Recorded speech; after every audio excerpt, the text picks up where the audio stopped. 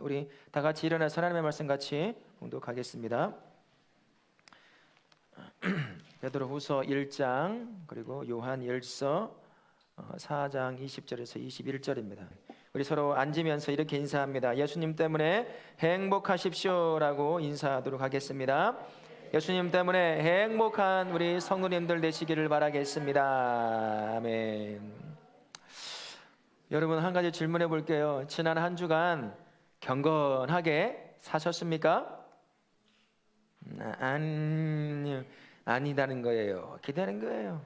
하나님 앞에 살아가는 삶임을 인정하고 그렇게 살려고 애썼다고 한다면 경건하게 살려고 노력한 거죠. 또 하나님의 마음을 품고 그렇게 살려고 했다고 한다면 부족하지만 경건하게 살려고 애쓴 삶의 모습이라 할 수 있을 겁니다. 연약한 사람들이 모여서 내가 섬길 수 있는 작은 것으로 연약한 사람을 섬겼다고 한다면 그것 또한 경건의 삶을 살아간 삶의 모습일 겁니다. 참 잘하셨다라고 이야기해주고 싶어요. 하나님도 여러분들이 경건하게 살려고 했던 삶의 몸부림을 우리 하나님은 기뻐 받아주실 겁니다.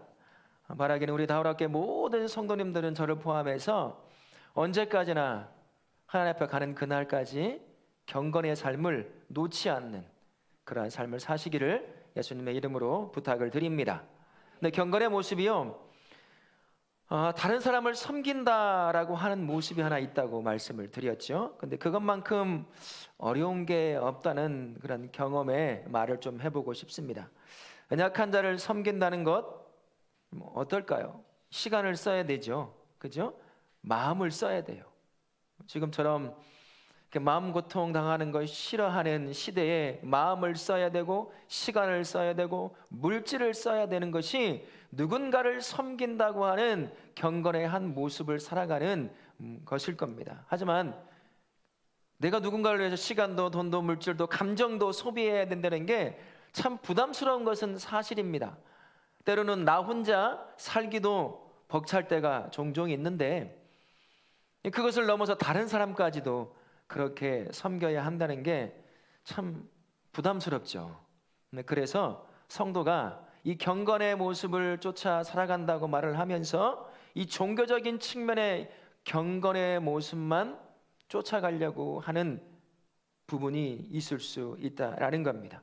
종교적 열심을 하는 거죠. 하나님 앞에 살아가는 것을 인정하고 하나님의 마음을 품고 그렇게 뭔가 살아가 보려고 애를 쓰는 것, 종교적인 부분과 관련된 부분은 참 애를 써서 살아갑니다만 내 시간과 노력과 물질과 감정을 써야 되는 다른 사람을 섬기는 일들에는 여러분은 어떤가요? 부담스러워서 할 수 있는 건 해보고 그렇지 못한 건 그냥 하는 사람에게 맡겨놓는, 그렇게 살아가려고 한다는 거죠. 그런 것을 통해서 경건의 삶의 한 축이라 할 수 있을, 모습이라 할 수 있을 다른 형제와 자매들을 섬기는 일들을 그냥 종교적으로 열심을 다하는 것으로 덮어버리려고 할 때가 있는 거예요. 좀 부족하지만 그게 우리의 연약함의 모습이 아닌가 싶습니다. 저도 거기서 자유로울 수 있는 사람이 아님을 발견하게 돼요. 우리의 연약함인 거죠. 그래도 우리가 온전한 경건을 살려고 한다면 하나님 앞에서 열심 있는 삶뿐만 아니라 다른 사람을 섬기는 일에 있어서도 그것을 놓쳐서는 안 된다는 겁니다. 하지만 우리가 연약하다 보니 그 하기 싫은 것은 뒤로 하고 모른 척하고 안 하려고 하는 우리의 마음을 우리 하나님이 정말 잘 아시는 것 같아요. 그래서 쉬운 방법 하나를 우리에게 가르쳐 주는 것 같다는 생각이 들어요. 야, 그렇게 힘드냐? 그러면 내가 먼저 진짜 경건의 한 모습이 어떻게 실천할 수 있는지를 알려줄게 라고 말씀하는 것 같아 보이더라는 겁니다. 갈라디아서 6장 10절에 이렇게 말씀하셔요. 같이 한번 읽어볼까요? 시작. 그러므로 우리는 기회 있는 대로 모든 이에게 착한 일을 하되 더욱 믿음의 가정들에게 할지니라. 모든 사람들에게 착한 일을 하되 더욱 어디에요? 믿음의 가정들. 옆을 한번 보세요. 양쪽 뒤를 2, 3, 이분들이에요. 여러분 쉽죠? 예수 안 믿고 예수 없는 사람들을 섬기려고 한번 생각해 보세요. 어렵잖아요. 근데 옆에 있는 사람이에요. 혹시 옆에 원수가 있습니까? 그러면 자리를 바꿔보세요.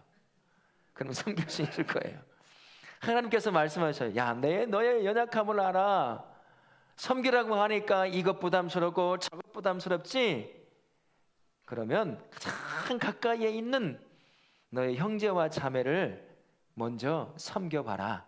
그 얘기를 우리에게 하고 있습니다. 왜 믿는 형제와 자매가 우리가 섬겨야 될 첫 번째 대상이 될까? 바울이 사역했던 그 시대의 환경을 좀 한번 살펴보면 알 수가 있습니다. 제가 이번 선교순례 다녀왔잖아요. 그곳이에요. 소아시아 지역이 그곳입니다. 터키와 그리스 일대 그 지역을 말하죠. 그 지역에 바울이 사역할 때는 예수 믿는 사람들이 곳곳에 흩어져서 신앙생활을 하고 있었어요. 그것도 박해를 받아서. 그래서 대린교유라고 하는 땅속 도시를 건설하고 거기서 신앙생활을 해야 할 정도로 그런 핍박이 심한 때였습니다. 거기에 더해서 내부적으로는 거짓 교사들이 계속해서 잘못된 진리를 가르치고 이끌어가려고 하는 그런 때였어요. 이런 상황 가운데서 믿음을 지켜내고 교회를 지켜낼 수 있는 방법이 뭐가 있을까요? 혼자서 지켜낼 수 있을까요? 못 지키죠. 옆에 누가 있어야 합니까? 함께 믿음을 공유하는 형제와 자매가 있어야 돼요. 함께하는 형제와 자매가 나의 위로가 되어야 됩니다. 나의 힘이 되어야 되죠. 때로는 격려를 해줘야 돼요. 그 어려운 상황 가운데 믿음을 잃지 않고 거짓 진리에 믿음을 빼앗기지 않는, 교회가 무너지지 않는 그 상황을 만들려고 한다면 옆에 있는 형제와 자매가 하나가 돼야 돼요. 베드로 사도는 그것을 뭐라고 말하냐면 형제 우애라고 이야기를 합니다. 형제가 형제 안에서 함께 건강하게 한 지체를 이루어가는 그 과정이 그렇게 세워져 가야 밖으로는 핍박과 내부적으로는 거짓된 진리로 끊임없이 믿음과 교회를 흔들리는 그 상황 가운데서 믿음을 지켜낼 뿐만 아니라 교회 공동체를 지켜낼 수 있다는 거예요. 그래서 형제 우애를 통해 가장 가까이에 있는 형제와 자매를 섬겨야 한다는 거죠.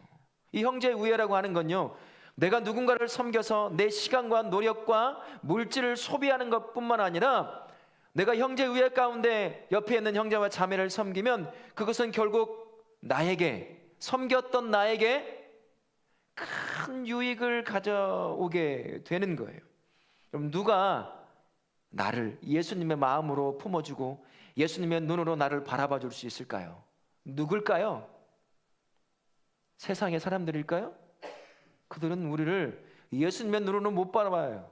예수님의 품으로 우리를 못 품습니다. 왜 그렇죠? 그들에겐 예수님이 없기 때문이에요.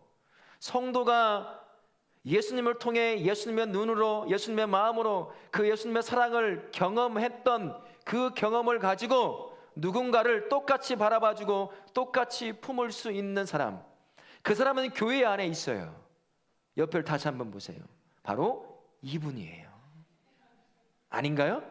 고개를 다른 곳으로 돌리지 마시고 이분이에요. 이분이 결국은 나를 예수님의 마음으로 바라봐줘요. 내가 실수가 많아도. 제가 4년째 사역할 수 있는 이유가 뭐가 있을까요? 여러분들이 예수님의 마음으로 제가 하는 실수들을 품어주고 그 눈으로 저를 바라봐주기 때문이에요.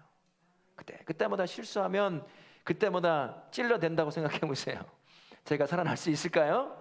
죽어도 벌써 100번은 죽었을 겁니다. 예수님의 눈으로 바라봐주고 예수님의 마음으로 품어주니까 그렇게 설 수가 있는 거예요. 결국 누군가를 섬긴다고 하지만 그 공동체 안에서 큰 유익을 받는 사람이 누구예요? 나라는 거예요. 그래서 예수님께서 사도 바울의 입을 통해서 가장 먼저 저 멀리 나가려 하지 말고 네 옆에 있는 형제와 자매 우애 가운데 그렇게 섬기라는 거예요. 그게 너에게 큰 유익이 된다. 그 말씀을 하고 계시는 겁니다. 근데 참 한편으로는 또 바라보면 나에게만 유익이 되는 것이 아니라 형제 우애로 세워진 교회 공동체 때문에 예수님이 없는 사람들도 큰 유익을 얻을 수가 있는 것을 발견할 수가 있습니다. 예수님이 없는 사람들이 예수님이 누구고 교회가 무엇하는 곳이고 성도가 뭐하는 사람인지 어디를 통해서 알 수 있을까요? 역사책이요? 아니에요. 역사책에 예수님은 뭐라고 소개하고 있어요? 4대 성인 중에 한 명으로 소개해요. 어디를 통해서 예수님이 누구고 교회가 무엇이고 성도가 뭐하는 사람인지 알 수 있습니까? 교회예요. 교회를 통해서 알 수 있어요.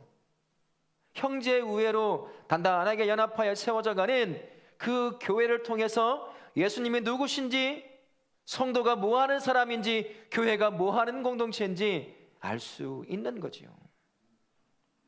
그래서 형제 우애로 세워진 교회는 나에게 유익이 될 뿐만 아니라 예수가 없는 사람에게도 결국에는 큰 유익이 됩니다. 예수를 발견하고 그분이 가져온 구원의 빛을 저와 우리처럼 교회를 통해서 발견하게 되는 겁니다. 때로는 삶을 살다 보면 지치잖아요. 상처받잖아요. 우리만큼 아니 그 이상으로 상처받는 사람들이 참 많습니다. 그들이 어디 가서 그 상처를 위로 안 받고 새로운 격려와 힘을 얻을 수 있을까요? 고작 해봐야 뒤에 가서 다른 사람 씹는 일밖에 없어요. 억울하면 참아야 되나요? 내가 높은 위치에 있지 않으면 억울함을 당해도 어떻게 해야 돼요? 그냥 소가리하며 썩는 거지요. 그런데 교회가 건강하게 세워진 형제 우애로 세워진 교회가 있다고 한다면 그 교회에서 예수를 발견하죠. 교회가 어떤 곳인지 발견하게 되는 거예요. 성도가 어떤 사람들을 발견하게 되는 거죠. 그 안에 들어와서 세상에서는 얻지 못했던 위로와 격려와 힘을 얻을 수 있게 되는 거예요. 결국 내게 유익했던 형제 우애로 세워진 교회는 어디까지 유익이 되는 겁니까? 예수가 없는 사람에게까지 유익이 되는 거예요. 예수 안에 들어와 저와 우리가 누리고 있는 그 구원의 은혜와 감격, 그 위로와 격려와 힘을 교회 공동체를 통해서 얻게 되는 거지요. 인생의 마지막 길이다 라고 생각하고 누군가가 소개했던 교회를 그래 한번 가보자 라고 했던 그 교회에 형제 우애로 건강하게 세워진 그 교회를 만난다고 한다면 그 사람은 반드시 삽니다. 왜요? 교회 때문에 사는 거예요. 그래서 형제 우애로 세워진 교회라고 하면 나에게 유익할 뿐만 아니라 예수님이 없는 사람에게도 참 크나큰 유익을 주는 것이다 라고 할 수가 있는 것이요. 우리 다우라교회가 그런 교회 되기를 원합니다. 형제 우애로 서로를 섬기고 세워서 건강하게 세워져 이곳에서 우리 교회를 통해 예수를 발견하게 되고 우리 교회를 통해서 삶에 지쳐 무너진 인생, 주저앉은 인생을 살던 그 어떤 사람이 우리 교회를 통하여 예수님을 만나 구원의 은혜와 그 격려와 위로를 받아 다시 일으켜 세워지는 곳, 그런 교회가 형제 우애로 단단하게 연합하여 세워지는 우리 교회가 되어야 될 줄로 믿습니다. 그러면 왜 성도가 형제 우애의 첫 번째 대상이 될까요? 그 세 번째 이야기는 이거예요. 우리는 같은 세계관을 가지고 있습니다. 그래서 삶의 동역자가 될 수 있어요. 삶의 동반자가 될 수 있습니다. 여러분, 세계관이 뭔가요? 세상을 바라보는 눈이잖아요. 그죠? 세상을 해석하는 눈이에요. 성도는 같은 세계관을 가지고 있습니다. 창조에 관하여, 사람에 관하여, 인생에 관하여, 죽고 사는 것, 천국에 관하여 모든 삶을 이루는 중요한 요소들에 관해서 성도는 서로 간에 똑같은 세계관을 가지고 있어요. 그래서 삶의 방향이 똑같아요. 여기 한 가지 물어볼게요. 우리 성도들 중에 나는 지옥을 향해 가고 있다 하는 분 손 한번 들어보세요. 아무도 없죠? 우리는 어디를 바라보며 가고 있어요 지금? 천국을 바라보며 가고 있어요. 인생의 방향이 똑같아요. 인생의 방향이 똑같다는 말이 무슨 말이겠습니까? 인생의 목적과 이유가 똑같다는 겁니다. 왜 사는지, 왜 열심히 살아야 되는지, 왜 돈을 벌어야 되는지, 왜 결혼하여 자식을 낳고 이 땅에 섬기는 자세로 나아가야 되는지 모든 것이 똑같습니다.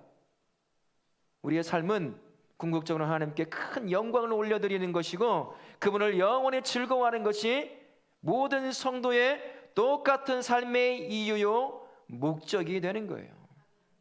그래서 같은 방향을 걸어갈 수가 있습니다.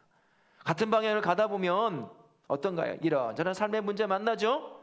정반대 방향으로 가고 있는 사람에게 내가 당하고 있는 삶의 문제, 여러분 나눌 수가 있을까요?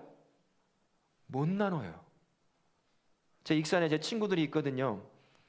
중고등부 청년 시절에 같이 신앙생활했던 친구들이 있습니다.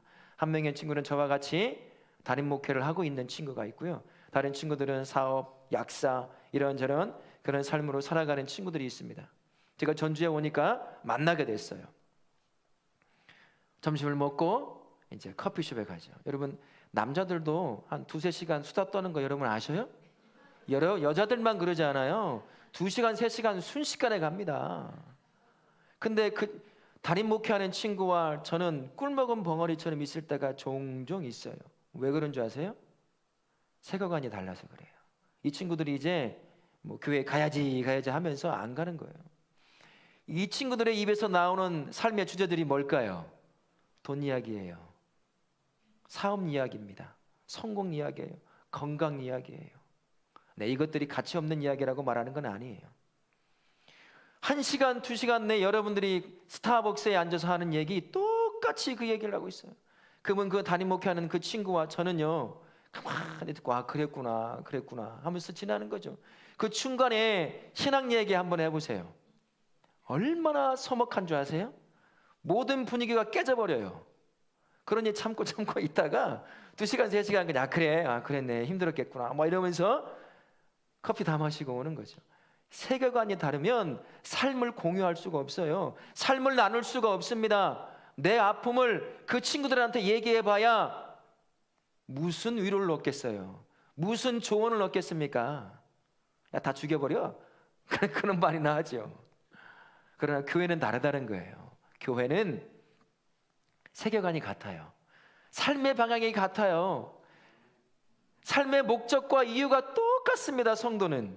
그래서 삶의 길을 걸어가다 보면 만나게 되는 수많은 삶의 문제 앞에 서로 간에 위로가 될 수 있고 격려가 될 수가 있어요. 삶의 지혜를 얻을 수 있습니다. 우리 장로님, 권사님들의 삶의 걸음들을 쫓아갈 수가 있는 거지요. 같은 세계관에 같은 삶의 길과 같은 삶의 이유와 목적을 가지고 있기 때문인 것입니다. 형제 우애로 단단하게 세워지는 교회는 바로 이런 교회라는 거예요. 그래서 예수님께서 바울의 입을 통해서 우리로 하여금 교회 밖 사람들에게 섬기는 거 참 어렵고 힘들겠지만 그러나 함께 인생의 방향이 똑같고 이유와 목적이 똑같은 형제와 자매를 섬기는 그 삶을 통해서 밖에 있는 사람을 섬길 준비를 하라는 거죠. 저는 교회라고 하는 것을 이렇게 생각을 합니다. 연습장이라고 생각을 해요. 교회 안에서 사랑한 법을 연습하는 거예요. 내 마음에 들지 않는 사람 옆에 한번 보세요. 있죠? 뒤에 한번 보세요. 있어요. 그런데 이곳에서 사랑하는 법을 배우는 거예요. 사랑하는 법만 배울까요? 사랑받는 법도 배워요. 사랑받는 것 다 사랑 제대로 받는 줄 아세요? 못 받아요. 사랑도. 그래서 교회 안에서 연습하는 겁니다. 때로는 책망하는 것도 연습하고 책망받는 것도 연습하는 거죠. 교회에서 이 연습이 충분히 이루어져야 됩니다. 나를 알고 예수님의 마음으로 예수님의 눈으로 바라볼 수 있는 그 사람이 나에게 말을 해요. 그러면 책망의 말을 한다 하더라도 여러분 어떻습니까? 그것을 들을 수도 있고 품을 수도 있죠. 이 과정에서 연습이 충분히 돼야 돼요. 교회 안에서. 그래야 교회 밖 사람들, 다른 믿음을 갖고 있고 다른 세계관을 가지고 있는 사람들, 여러분 그래야 섬길 수가 있어요. 나를 이해하는 사람들과의 그 관계 가운데서도 서로를 사랑하지 못하고 세워주지 못하고 섬기지 못하는데 완전히 다른 믿음을 가지고 있고 완전히 다른 세계관을 가지고 있는 사람들 섬긴다? 그러지 못해요. 섬길 수 없어요. 그런 교회와 그런 성도를 예수님이 없는 사람들이 뭐라고 말할까요? 위선자라고 얘기해요. 니네나 잘하라는 거죠. 한국의 교회가 굉장히 많이 어려워지고 있습니다. 제가 아는 한 목사님, 저에게 지난 3년간 굉장히 큰 위로가 되고 힘이 되었던 분이 계셨어요. 전주의 큰 교회의 선배 담임 목사님이셨습니다. 바라보면서 위로를 얻었거든요. 작년 말에 갑자기 교회를 사임을 하셨어요. 아직 60도 되지 않으셨는데 너무 힘든 거예요. 교회가 시끄럽고 또 끊임없이 갈등이 유발되더라는 거죠. 그 교회를 보면서 참지 못하고 그냥 사임을 하시게 된 거죠. 그런 교회에서 어떻게 예수님을 발견할 수 있겠습니까? 성도는 함께 같은 방향을 향해 같은 세계관을 가지고 같은 삶의 목적과 이유를 가지고 있다고 한다면 형제 우애를 통해서 단단하고 건강하게 세워져야 밖에서 바라보는 사람들이 자신들을 섬기려고 하는 성도와 교회의 모습을 보면서 위선자라고 말하지 않습니다. 위선자 집단이라고 말하지 않아요. 말은 사랑하면서 니네끼리 못 살고 서로 싸우고 갈등 일으키고 무너지고 그렇게 갈라지는 것을 보면서 너나 잘하라는 거지요. 성도, 모든 성도가 형제 우애 가운데 세워져야 한다는 거예요. 그러지 않으면 우리가 부름받은 그 경건의 삶 중에 하나인 누군가를 섬기는 삶 살 수 없습니다. 우리 연약함을 알기에 하나님께서는 바울의 입을 통해서 가장 가까이에 있는 형제와 자매들을 섬기고 사랑하는 법을 교회 공동체 안에서 실수가 있더라도 그렇게 연습을 거듭해 준비가 되어 그렇게 세상 밖 사람들을 향해 섬기게 하려고 하시는 것입니다. 우리 다락교회 모든 성도님들은 이 안에서 충분히 섬김의 연습이 되실 수 있기를 바랍니다. 섬기다 보면 내가 원치 않는 말을 들을 수도 있고 내가 원치 않는 길을 제시받을 때도 있어요. 그러면 내 마음에 들지 않는다고 분노할 이유가 없죠. 아, 그렇구나 라고 마음을 열고 받는 거예요. 날 죽이려고 그런 말을 하겠습니까? 그렇지 않잖아요. 그렇게 연습이 돼보세요. 그러면 교회 밖 사람들, 저와 우리와 이 믿음 체계가 다릅니다. 세계관이 달라요. 이런 여유 안에서 연습이 충분히 될 때 그제서야 그들을 섬길 수 있게 되는 거거든요. 우리 다락교회 모든 성도님들은 실수감 참 많지만 우리 안에서 서로를 섬기고 사랑으로 품을 수 있는 그 형제 우애로 서로를 세워가는 충분한 연습이 넘치는 우리 성도님들 되실 수 있기를 바라겠습니다. 같은 예수님을 믿고 같은 세계관을 가지고 있는 성도 간의 형제 우애를 통해서 단단하고 건강하게 세워지지 않으면요, 예수께서 승천하는 그날까지 책망했던 유대 사회와 비슷한 환경이 교회 안에 만들어진다는 것을 발견하게 됐습니다. 사도행전 누가복음 18장에 보면 두 명의 등장을 하게 돼요. 같은 장소에 같은 시간에 같은 목적을 가지고 두 사람이 함께 모여 있습니다. 18장에 보면 세리가 있고 또 바리새인이 성전에서 하나님 앞에 기도하는 장면이 등장을 하죠. 세리는 어떻습니까? 자신이 죄인이라고 생각하고 성전 구석에서 눈물을 흘리며 하늘도 못 쳐다보고 울고 있어요. 회개하며 울고 있습니다. 그러나 바리새인은 어떻게 기도하고 있습니까? 서서 두 손을 번쩍 들고 그렇게 하나님 앞에 기도하며 나아가는 걸 보게 돼요. 이 바리새인이라고 하는 사람은 참 경건이 특출난 사람이었습니다. 누가 봐도 존경할 만한 사람이었고요, 예수님께서 바라보실 때도 칭찬받아 마땅한 경건의 삶을 살던 사람이었어요. 하지만 한 가지가 부족했습니다. 경건의 세 번째 모습인 다른 사람을 섬기는 형제 우애의 삶이 없었던 거죠. 구석에서 울고 있는 세리를 향하여 서서 기도하던 바리새인이 뭐라고 말합니까? 나는 저 죄인과 같지 않다고 얘기합니다. 울고 있는 그 세리를 향해 다가가서 형제 왜 우는가? 무엇이 힘들어서 우는가? 내가 도와줄 일이 뭐가 있는가? 단 한마디 하지 않습니다. 죄인임을 인정하고 울고 있는 세리를 바라보면서 자신이 얼마나 경건한 삶을 살았는지를 자랑하는 그것을 통해 이용하고 있는 모습을 볼 수 있어요. 나는 저보다 저 죄인과는 다르다라고 이야기하더라는 것입니다. 이 바리새인에게 부족했던 경건의 모습, 종교적으로 하나님 앞에 나아가는 것은 참 탁월했습니다만 세 번째 모습인 다른 형제를 섬기는 형제 우애의 모습은 없어요. 여러분, 이 민족이 어떤 민족인가요? 이 민족은 유대 사람이잖아요. 이 세리는 유대 사람인가요? 사마리아 사람일까요? 유대 사람이에요.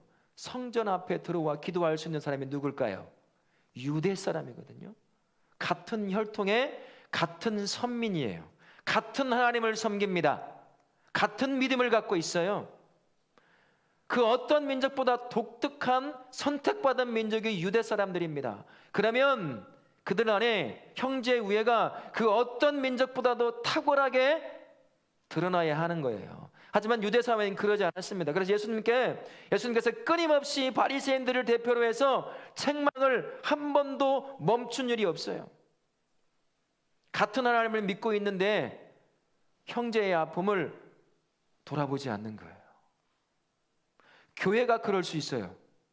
교회가 종교적 형태의 경건만 넘쳐나는 사람들로 가득 채워보세요. 예배 한 번 안 빠져요. 기도 열심히 해요. 열심히 봉사해요. 열심히 섬깁니다. 그러나 형제 우애가 없어요. 다른 사람들을 바라볼 때, 다른 형제와 자매들을 바라볼 때 그 틀로 판단을 하기 시작하는 거예요. 어떻게 예배에 늦게 올 수가 있어? 어떻게 예배를 안 나올 수가 있어? 어떻게 새벽 기도를 안 할 수가 있어? 어떻게 금요일 그러면서 뭐라고? 그렇게 판단한다면 교회 안에 뭐가 채워질까요? 비난과 정죄만 채워지는 거예요. 교회가 교회다운 모습을 못 갖추는 거지요. 성도가 성도다운 모습을 못 갖추는 거예요. 저도 그렇고 우리 모든 성도들 그렇고 똑같이 연약한 존재입니다. 언제나 실수가 있어요. 실수 없는 사람 한 명도 없습니다. 모두가 실수하는 그 사람들로 모여져 있는 이 교회 공동체 안에 자신의 경건만 드러내려고 한다면 어떻게 세워지겠어요? 누가 교회 오겠습니까? 함께 예배 드리겠어요? 뭐 하겠습니까? 떠나죠. 교회가 그냥 문을 닫는 거예요. 종교적 형태의 경건만 살아있다고 한다면 그러는 겁니다. 그러나 종교적 형태의 경건에 형제 우애의 옷을 다 입어야 됩니다. 연약함을 인정할 수 있는 사람, 그것을 예수님의 마음으로 예수님의 눈으로 바라보고 품을 수 있는 사람, 자신의 연약함도 인정하는 사람, 그런 사람들로 그렇게 형제 우애로 뭉칠 때 교회가 단단하고 건강하게 세워지게 되는 거죠. 그러할 때 나에게 큰 유익이 되는 것뿐만 아니라 세상 밖의 사람들에게도 원래 세워진 목적대로 큰 위로와 유익이 되는 그러한 교회로 세워지게 되는 거예요. 바라기는 우리 다락계 모든 성도님들이 형제 우애 가운데 단단한 연합을 이루는 그러한 교회로 세워지기를 바랍니다. 이 말씀을 준비하면서 이런 생각이 들었어요. 나는 내가 떠난 빈자리가 있을 때 우리 성도들이 나를 어떻게 기억하면 좋을까? 우리 성도님들은 어떤 시기든 선한 의미 가운데 빈자리가 생기도록 떠나야 하는 그러한 삶에 있다고 한다면 어떤 사람으로 기억되기를 바랄까? 한번 생각해 봤어요. 여러분들은 어떤 사람으로 기억되기를 바랍니까? 여러분이 하나님의 부르심 때문에 먼저 이 땅을 떠나 천국으로 이민 간다. 그래서 빈자리가 생긴다. 또 때로는 이사 때문에 타 지역으로 가는 바람에 공동체를 떠나야 한다라고 할 때 남겨진 사람들이 여러분의 삶을 어떻게 기억하길 바라십니까? 죄송합니다만 참 잘 갔다. 아이고 속 시원해. 여러분 이런 사람으로 우리가 기억돼야 될까요? 성경이요 우리에게 한 가지를 보여줍니다. 사도행전 9장에 보면 다비다라고 하는 도르가라는 여인이 등장을 해요. 이 여인은 나이가 많은 과부였습니다. 그 지역에 수많은 여러 가지 어려움을 당하는 사람들, 교회 믿음의 공동체 안에 남편을 잃고 자식을 잃어 과부가 되어 먹고 사는 일에 참 힘들고 어려워하는 사람들을 향해서 그 당시에 옷 하나 지어주는 거 정말 힘들거든요. 속옷도 지어주고 옷도 만들어서 그들을 섬겨 세웠어요. 그런데 어느 날 이 도르가가 죽을 병에 들려 죽었습니다. 베드로를 급히 불러 이 슬픈 소식을 전하며 나누고 있는 거죠. 이 도르가의 섬기를 받았던, 형제 우애 가운데 섬기를 받았던 많은 여성들이, 특히 과부들이 양손에 옷을 들고 와서 베드로 사도님, 이 도르가가 나 같은 자를 위해서 이렇게 옷을 지어 입혔어요. 어떻게 하면 좋아요? 슬퍼하는 거죠. 떠난 자리가 너무 크게 느껴지는 거예요. 더 우리와 함께 있었으면 너무나 좋았을 그가 먼저 떠나 너무 슬픕니다. 그의 빈자리가 커요. 그가 떠나버린 영적인 빈자리가 너무 커요. 어떻게 해요? 울고 있는 그들에게 베드로 사도가 어떻게 한 줄 아세요? 도르가를 살려내십니다. 여러분, 누구로 기억되고 싶으세요? 내가 떠나면 그 빈자리가 너무 커서 서운하고 다시 만나고 싶고 다시 왔으면 좋겠는 사람, 여러분, 그런 사람으로 우리가 기억되어야 되지 않겠습니까? 바라기는 저와 우리 모든 다월교회 성도님들은 내가 떠난 그 빈자리가 내가 아쉬워서 또 만나고 싶어서 눈물을 흘릴 수 있는 그러한 기억, 그렇게 기억되는 그런 사람으로 세워지기를 바랍니다. 그런 사람은 형제 우애의 삶을 사는 사람이죠. 저도 그렇고 우리 모든 성도님들 형제 우애 가운데 옆에 있는 형제와 자매를 세워내고 그 가운데 나를 참 그렇게 도르가를 기다리듯 서운해하듯 그렇게 기억되는 복된 삶을 사시기를 예수님의 이름으로 축원합니다. 아멘.